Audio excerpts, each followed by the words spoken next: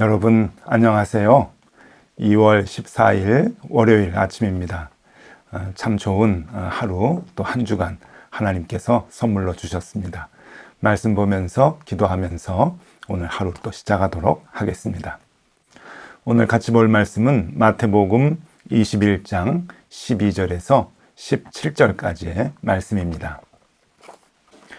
예수께서 성전에 들어가사 성전 안에서 매매하는 모든 사람들을 내쫓으시며 돈 바꾸는 사람들의 상과 비둘기 파는 사람들의 의자를 둘러엎으시고 그들에게 이르시되 기록된 바 내 집은 기도하는 집이라 일컬음을 받으리라 하였거늘 너희는 강도의 소굴을 만드는도다 하시니라.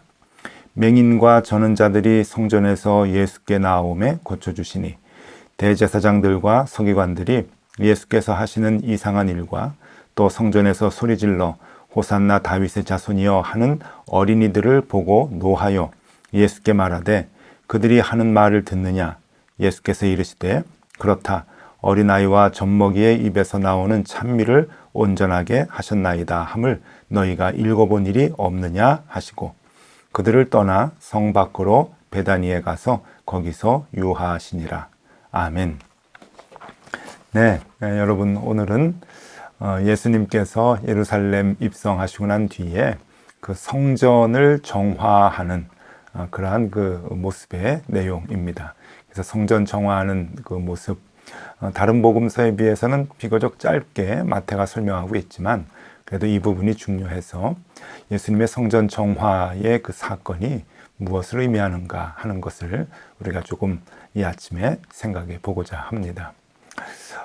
예수님이 참 화를 안 내셨으면 참 멋지셨을 텐데 화를 한번 이렇게 내시고 채찍을 드시면서 스타일이 조금 구겨지신 것 같습니다. 그냥 그렇게 느껴집니다. 예수님은 끝까지 참고 또 견디는 그러한 모습으로 우리에게 다가오는데 이렇게 분노를 참지 못하고 진노하셔서 채찍을 만들어서 또 상을 엎으셔서 그렇게 화를 표현하시는 모습이 굉장히 이례적입니다.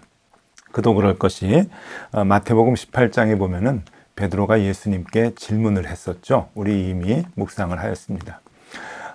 선생님, 우리가 잘못한 사람이 있으면 몇 번이나 용서해 줘야 됩니까? 7번까지 해야 됩니까? 라고 아주 자신 있게 칭찬받을 것 같이 그렇게 예수님께 물었던 것 기억나시죠? 보통 유대인들은 3번까지만 용서해 주고 4번째부터는 화를 내야 된다. 뭐 이렇게 이제 랍비들이 가르쳤으니까 배가 되는 7번까지 용서를 해주면은 칭찬받을 것이라는 생각을 했었습니다. 그때 예수님의 대답은 의외였죠. 7번씩 70번까지라도 용서해주고 용납해라 라고 하는, 그러니까 무한대로 용서해야 된다라고 하는 말씀을 해주셨습니다. 굉장히 놀랄 만한 가르침이어서 우리의 마음에 오래도록 참 부담되는 그런 그 말씀이라고 여겨지는데 예수님께서 7번씩 70번이라도 용서해라 라고 그렇게 가르쳤음에도 불구하고 오늘 이 성전의 이 상황을 참지 못하시고 채찍을 만들어서 휘두르고 또 상을 다 뒤엎은 그런 그 모습을 보면은 정말 예수님이 얼마나 분노하셨으면 이랬을까, 정말 참지 못할 일이 있으셨구나 라고 하는 생각을 하게 됩니다. 그때 그 상황을 화가들이 그린 그림으로 좀 잠깐 이렇게 보면은요, 여러분 먼저 이 그림을 한번 보시면 이 그림은 칼 하인리히 블로흐라고 하는 19세기 덴마크에서 활동하는 화가가 그린 그림입니다. 굉장히 디테일하게 그렸죠.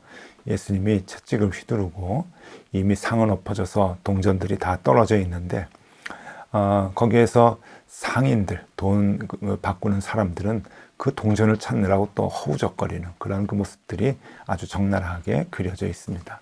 아주 사실적으로 그린 그림으로 유명합니다. 또 이 그림도 한번 보시죠. 자주 설명드렸던, 소개했던 제임스 티소, 프랑스 화가가 그린 그림인데요. 이 그림도 굉장히 좀 사실적으로 그렸습니다. 이렇게 예수님께서 성전의 그 행각 사이에 있는 돈 바꾸는 사람들, 장사하는 사람들, 이 사람들의 그 모습을 화가 나셔가지고 다 상을 둘러엎고 채찍질하는 그러한 그 모습이죠. 아마 이런 모습으로 예수님이 그렇게 이제 분노를 표출하셨을 것이다 라고 하는 생각을 해봅니다. 그런데 여러분, 이 성전을 정화하는 사건은 그 해석에 따라서 결과가 많이 좀 달라집니다. 해석을 여러 각도로 할 수가 있는데요. 예를 들어서 이런 것입니다. 장사하지 말라 그랬어? 그러면은 교회에서는 하면 안 되지 라고 이제 해석을 하게 되면은 이 교회는 그 어떤 형태로든 돈 거래를 하면은 안 됩니다. 그래서 여러분 이런 교회를 많이 보셨을 거예요. 그 바자회도 못하게 하는 교회, 바자회를 하는 것이 그 장사하는 거기 때문에 안 된다. 그리고 교인들의 모임 가운데서 회비를 걷어서 그 회비를 이제 사용을 하게 되면 그것도 돈 거래를 하는 거라서 하면 안 된다. 그렇게 아주 엄격하게 보수적으로 신앙생활을 가르치는 그런 교회가 있습니다. 그 말씀의 근거는 바로 여기죠. 성전은 기도하는 집이야. 그러니까 장사해서는 안 돼. 어떻게 강도의 소굴을 만들 수 있을까? 이제 이렇게 생각을 하면서 돈 거래를 못하게 하는 것이죠. 이제 그런 모습에서 오늘의 교회 형태가 그렇게 고정화될 수가 있습니다. 또 아니야, 성경에 보니까 이 성전은 기도하는 집이라고 했어. 기도하는 집에 초점을 맞추는 해석을 하게 되면 교회에서는 오로지 기도에 열심을 내야 된다라고 하는 것이죠. 사실 기도를 열심히 하는 교회들이 있습니다. 기도가 끊이지 않도록 기도의 릴레이를 늘 이렇게 시간을 이어서 교인들이 기도할 수 있도록 하는 그러한 교회들도 있죠.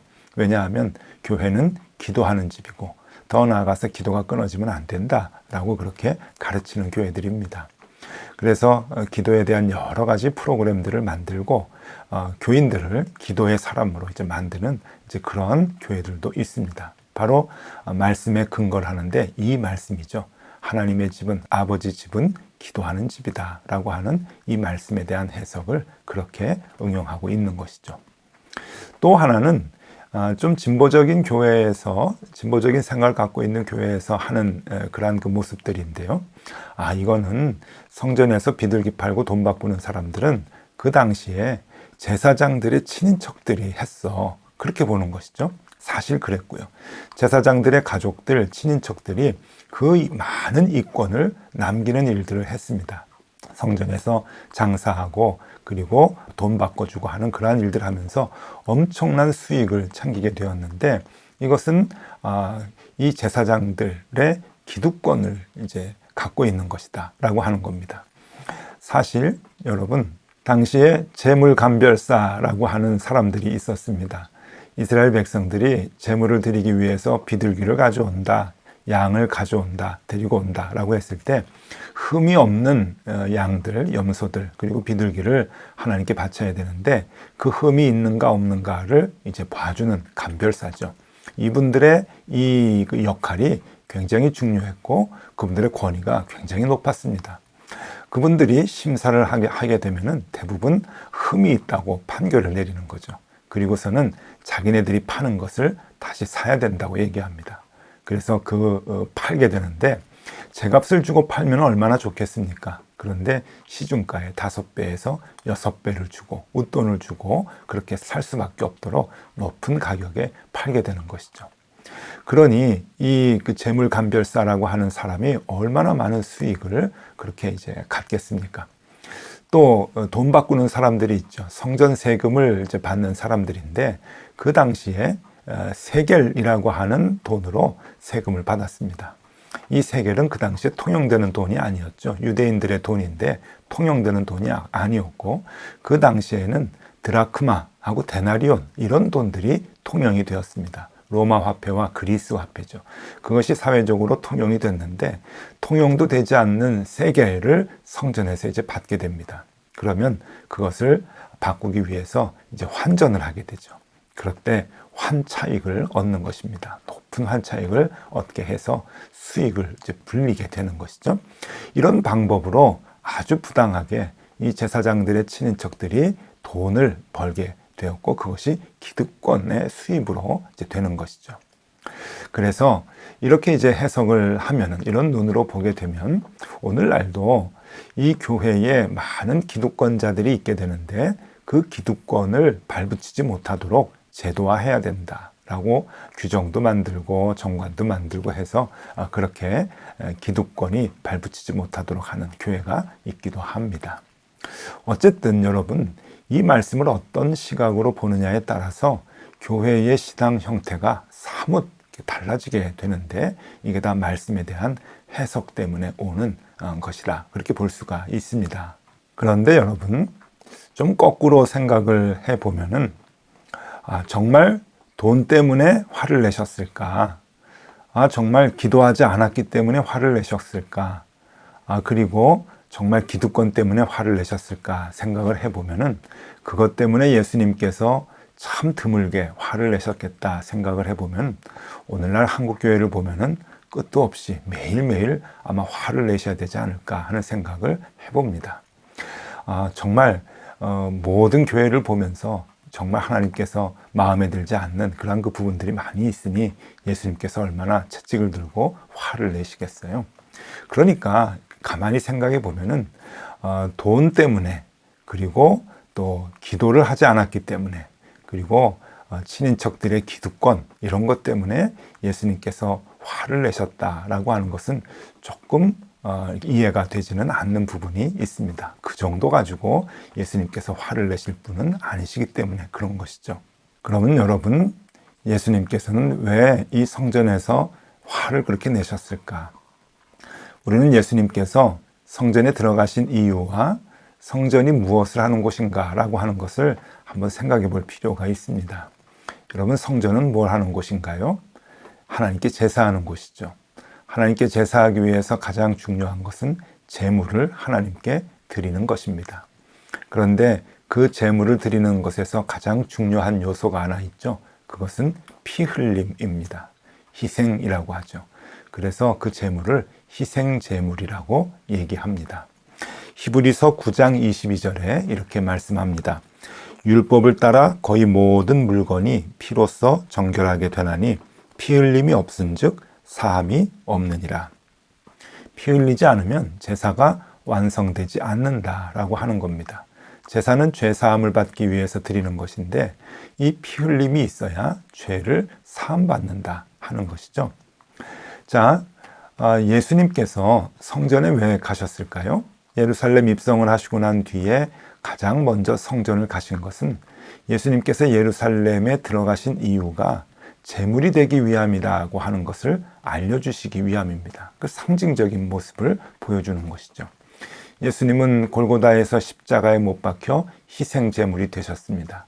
희생제물이 되시기 위해서 예루살렘에 들어가신 거죠. 그러니 예루살렘에 들어가셔서 하나님께 제사하는 예배당, 그 성전을 찾는 것은 가장 먼저 해야 할 일이라고 생각을 합니다. 그래서 성전을 찾으신 거죠. 예수님이 친히 제물이 되시기 위해서 가신 것입니다. 그런데 그 당시에 성전을 보니 예수님은 마음이 아팠습니다. 왜냐하면 거기에는 개인의 희생, 피 흘림이라고 하는 것은 찾아볼 수가 없었던 것이죠. 오히려 피 흘림이 아니라 이익을 찾기 위해서 혈안이 되어 있는 사람들의 모임이 바로 성전이었던 것입니다. 예수님은 그것이 화가 났던 것이죠. 하나님의 성전에서 우리는 희생을 드려야 되는데 사람들이 다 자기 것을 챙기고 이익을 챙기려고 하니까 예수님은 그것이 화가 나셔서 채찍을 만들고 상을 둘러엎으시고 하면서 사람들을 야단을 치셨던 겁니다. 분노하셨던 것이죠.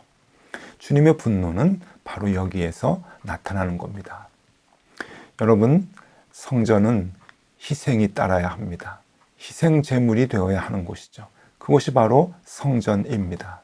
그런데 그곳에서 희생 제물로 자신을 드리지는 않고 자기의 이익만 챙기고자 한다고 하면은 여러분, 그곳이 바로 강도의 소굴로 만드는 것입니다. 기도하는 집이라고 하는 것이 무엇입니까? 기도가 무엇입니까? 기도는 나를 희생하고 내가 피 흘리기를 원하는 그 길로 가는 그 결단이 바로 기도 아닙니까? 나의 뜻이 아니라 하나님의 뜻을 원하는 그 기도, 그것이 바른 기도일진데 그 기도는 언제나 우리의 희생과 그리고 우리가 피 흘리는 길로 가도록 주님께서 우리의 길을 인도해 주십니다. 그런데 여러분, 우리가 그 기도를 하지 않고 우리의 이익만을 챙기기 위한 기도를 교회에서 한다면, 내가 잘 되고 나의 이익을 위해서 달라고 하는 기도만 하나님께 매달리고 기도한다면, 여러분, 그 사람은 24시간 교회에서, 예배당에서 기도를 해도 그 교회를 강도의 소굴로 만드는 것입니다. 왜냐하면 자신의 이익을 챙기는 것이기 때문에 그렇습니다. 그러니까 여러분, 이 말씀은 굉장히 우리에게 도전을 주고 우리에게 두려움을 주는 말씀이죠. 기도의 시간을 얘기하는 것이 아닙니다. 기도의 형태와 모습을 얘기하는 것이 아닙니다. 우리가 예배당에 가서 기도하는데 그 기도의 내용이 나의 것을 챙기고 내가 잘 되기만을 바라는 기도를 한다고 하면은, 여러분, 우리도 성전에서 돈 바꾸는 자들입니다. 비둘기 파는 자들이죠. 나의 이익을 챙기려고 기도하는 거기 때문에 그렇습니다. 거기에는 피 흘림도 없고 희생도 없는 것이죠. 성전의 본질이 다 사라진 것이죠. 그러기 위해서 우리는 하나님 앞에 나아갈 때 희생 제물이 되기 위한, 희생이 되기 위한 기도를 우리가 하나님께 늘 해야 합니다. 그것이 주님께서 원하시는 성전의 모습이라고 하는 것이죠. 네, 여러분, 오늘은 예수님의 성전 정화의 말씀을 보면서 우리의 신앙을 이렇게 점검해 보면 참 좋겠습니다. 다른 것 다 잊으셔도요, 한 가지 오늘 기억하시면 좋을 것 같아요. 우리가 교회에서, 성전에서 무엇을 해야 하는가? 우리가 그리스도인이라고 하면 무엇을 해야 하는가? 여러분, 나의 이익을 내려놓고 희생하기 위한 마음을 가져야 합니다. 주를 위해서 내가 희생하겠습니다. 내가 희생제물이 되겠습니다. 라고 하는 그 고백이 언제나 성전에서, 예배당에서 있어야 하는 것이죠. 하나님 앞에서 또 예배당에 나아가서, 성전에 나아가서 나의 이익만을 챙기려고 한다고 하면, 여러분, 그것은 바로 하나님의 성전을 강도의 소굴로 만드는 것입니다. 그 의미를 우리가 바르게 알아야 할 것입니다. 오늘도 우리 주님 안에서 어떤 모양이든지 어떤 형태로든지 조금이라도, 약간이라도 희생하며 그렇게 살면 참 좋겠습니다. 많은 사람을 만나고 많은 일들을 해나갈 때 조금 손해보고 그리스도의 이름으로 조금 더 낮아지고, 때로는 피를 흘리는 한이 있더라도 그렇게 남들을 세워주고 내가 희생하고자 하는 그러한 마음, 그 마음 갖고 살아가면은 우리가 아름다운 성전을 세워나가는 것일 겁니다. 여러분, 오늘도 그런 하루가 되실 수 있기를 소망합니다. 기도하겠습니다. 우리 안에 만들어주신 하나님의 성전이 있습니다. 이 성전을 강도의 소굴로 만들어가지 않게 도와주시고 하나님 기뻐하시는 성전이 될 수 있도록 우리가 날마다 희생제물 되게 하여 주옵소서. 예수 그리스도 이름으로 기도드리옵나이다. 아멘. 네, 함께 기도하시겠습니다.